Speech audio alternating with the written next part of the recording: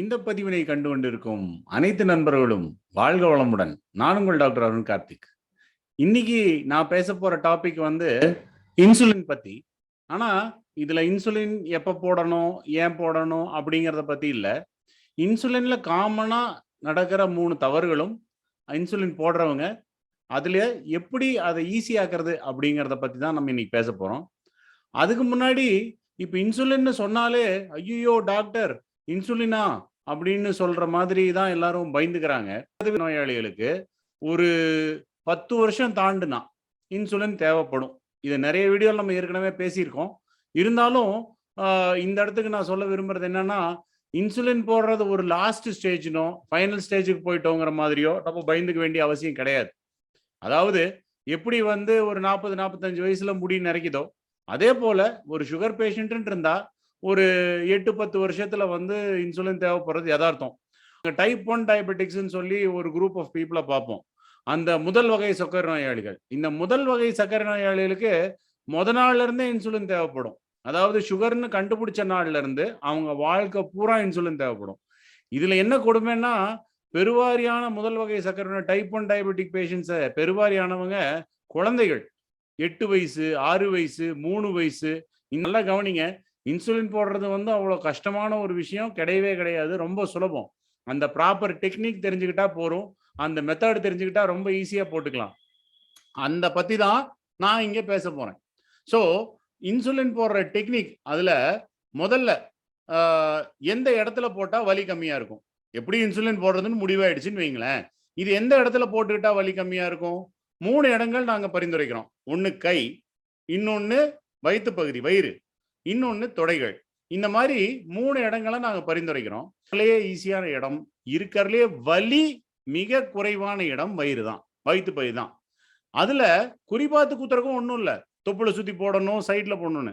வயிறுன்னு சொல்லப்படுற இடத்துல எல்லாத்துலயுமே போடலாம். ஸோ வயிற்றுல போடுறதுல ஒன்று கன்வீனியன்ஸ், இன்னொன்னு பெயின். மேக்சிமம் ஜனங்க மக்கள் ஏன் வயிற்று கையில போடுறாங்கன்னு கேட்டா, கையில போடுறது யாரோ போட்டுடுறாங்க. அதனாலதான் இப்போ நம்ம போட்டுக்கிட்டோம்னா நம்ம ஈஸியா போட்டுக்கலாம். பொதுவா அண்ணன், தம்பி, அப்பா, அம்மா இந்த மாதிரி யாரோ ஒருத்தரை பிடிச்சி இன்சுலின் போட்டு விட சொல்றது குறிப்பா லேடிஸ் நிறைய பண்றது உண்டு. கையில போட்டு விடுறது. அப்போ கையில போடும் போது ஒரு 4 நாள், 1 வாரம், 10 நாள், 1 மாசம் போகும்போது கையில வலிக்க ஆரம்பிச்சிருங்க.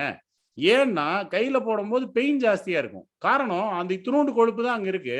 இன்சுலினோட அளவு கொஞ்சம் கூடி வரும்போது ஒரு 20 யூனிட்னு போடும்போது கையில போடும்போது கண்டிப்பா வலிக்கும்.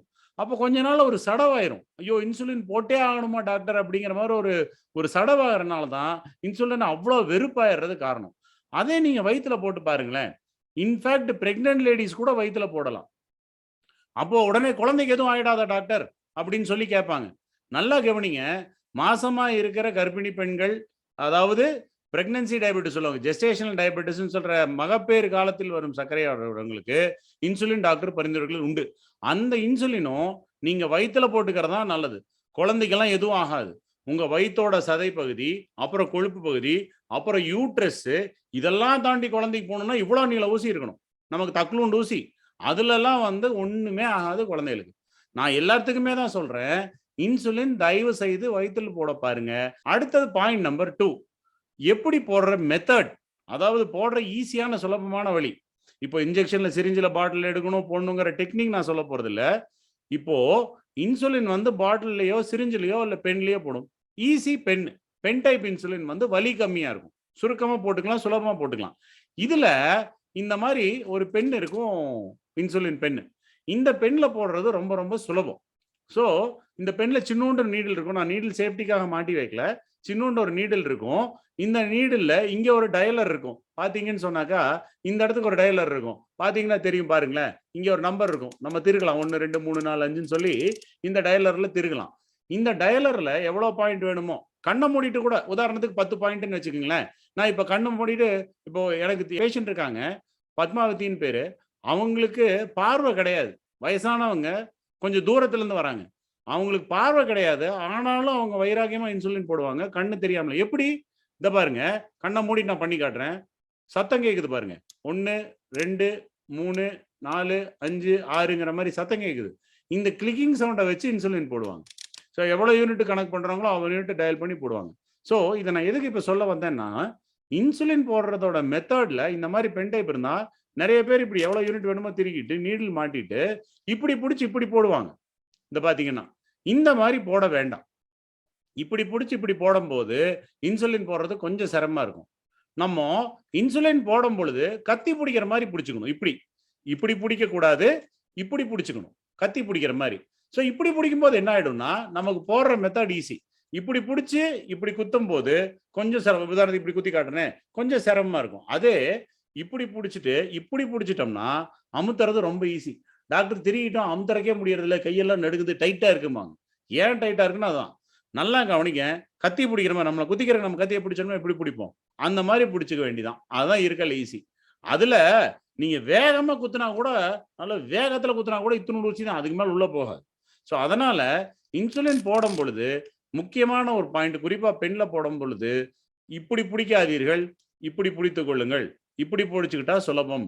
நாங்க எங்க சென்டர்ல சொல்லி தரும் போது எல்லாத்துக்கும் சொல்லி தரோம். ஆனா ஒவ்வொரு தடவையும் அந்த பிடிக்கிற மெத்தட் தப்பா இருந்தாலேயே போற அளவு தப்பாகிறது பல சந்தர்ப்பங்கள் நடக்குது. ஏன்னா இப்படி திரும்பும்போது ரெண்டும் கேட்டானா இப்படி இப்படி திரிகிறது உண்டு. ஸோ அதனால போடுற அளவு தப்பா போடுறது உண்டு. அதனால இப்படி பிடிச்சி போடுங்க. கத்தி பிடிக்கிற மாதிரி பிடிக்கிறது ஒரு ஈஸியான டெக்னிக்கா இருக்கும். ஸோ இன்சுலின் டெக்னிக்ல ஒரு சின்ன டிப், ப்ரோ டிப் என்னன்னா ஹேண்ட்லிங். இப்படி பிடிச்சி போட்டு வயிற்றுல போட்டுட்டா வலி ஈஸியா இருக்கும், வலி இல்லாம இருக்கும். அடுத்தது நம்பர் 3, மூணாவது ஒரு டிப்பு. இது வந்து முக்கியமா நிறைய சந்தர்ப்பங்கள்ல இன்சுலின் போடுறது வந்து தப்பு செய்யறது உண்டு.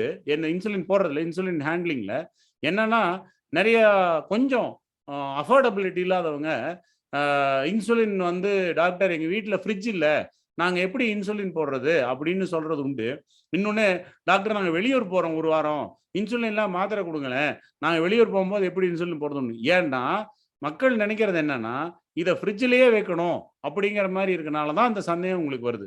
ஸோ நாங்க வந்து ஸ்டோரேஜுக்கு ஃப்ரிட்ஜில் வைக்கிறதும் கோல்ட் செயினில் வைக்கிறதுக்கும் காரணம் என்னன்னா அதோட பொட்டன்சி, அதாவது வீரியம் கெட்டு போகாம இருக்கிறதுக்காக தான்.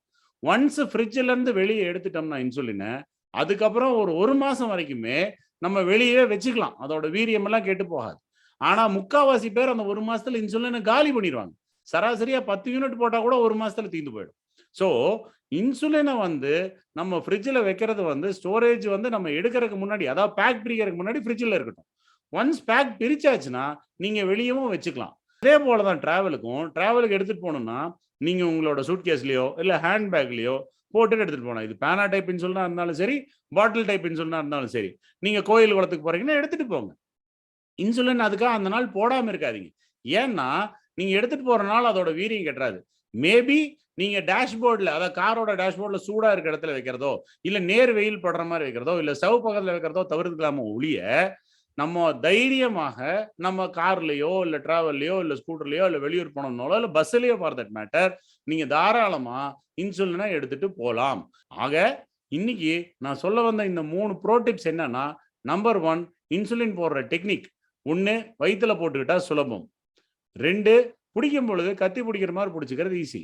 3 இந்த இன்சுலினை வந்து ஸ்டோரேஜுக்கு ரொம்ப யோசிக்க வேண்டியதில்லை, தைரியமா நம்ம எடுத்துட்டு போய்க்கலாம், எந்த ஒரு பயமும் கிடையாது.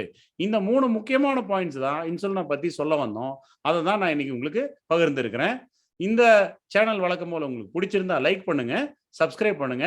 அடுத்த வீடியோக்கு உங்கள் கேள்விகள் எதா இருந்தா, என்ன மாதிரியான சந்தேகம் உங்களுக்கு இருக்கோ அதை வந்து கீழே எழுதுனீங்கன்னா நாங்க அதுக்கு பதில் சொல்ல முற்படுறோம். நன்றி, வணக்கம், வாழ்க வளமுடன், வாழ்க நலமுடன்.